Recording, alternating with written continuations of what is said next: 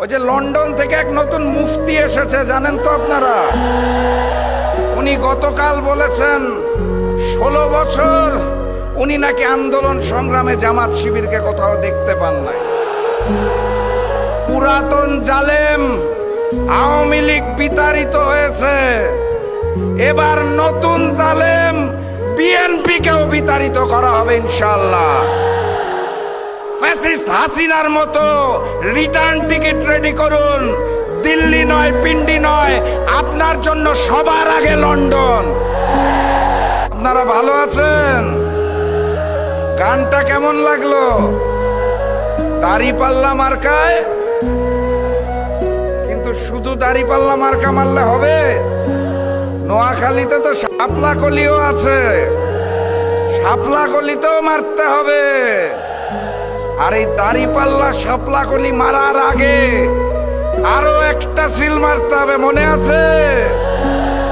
শহীদি রক্তের কসম, 12 তারিখ আমরা গণভোটকে জয়যুক্ত করব ইনশাআল্লাহ।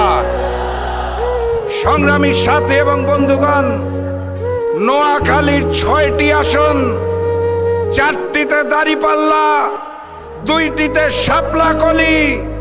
এই 6টি আসন আগামী দিনের প্রধানমন্ত্রী ডাক্তার শফিকুর রহমানকে উপহার দিতে হবে। প্রস্তুত আছেন? 11 তারিখ রাত থেকে 12 তারিখ ফলাফল ঘোষণার আগ পর্যন্ত নোয়াখালীর সকল ছাত্র এবং যুব ভাইরা প্রস্তুত হয়ে যান।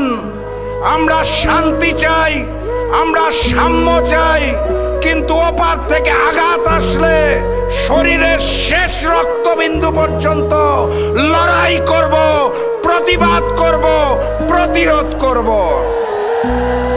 পুরাতন জালেম আওয়ামী লীগ বিতাড়িত হয়েছে, এবার নতুন জালেম বিএনপিকেও বিতাড়িত করা হবে ইনশাআল্লাহ।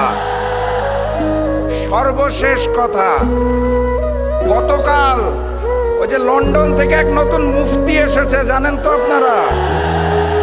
উনি গতকাল বলেছেন 16 বছর উনি নাকি আন্দোলন সংগ্রামে জামাত শিবিরকে কোথাও দেখতে পান নাই।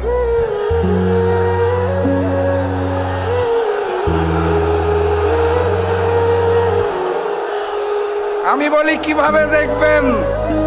দেখার তো আপনার উপায় ছিল না, আপনি নিজেই তো পলাতক ছিলেন 17 বছর। 17 বছর ভিডিও কলে রাজনীতি করে জনগণ আপনাকে গুপ্ত বলে, সেই দুঃখে এখন আপনি জামাত শিবিরকে গুপ্ত বলতে চান। ওই শেখ হাসিনার বয়ানে বাংলাদেশের রাজনীতি চলবে না। দিল্লির চশমা চোখ থেকে খুলে বাংলাদেশের রাজনীতি করুন, আপনাকে আমন্ত্রণ জানাবো। নতুবা ফ্যাসিস্ট হাসিনার মতো রিটার্ন টিকিট রেডি করুন। দিল্লি নয়, পিন্ডি নয়, আপনার জন্য সবার আগে লন্ডন।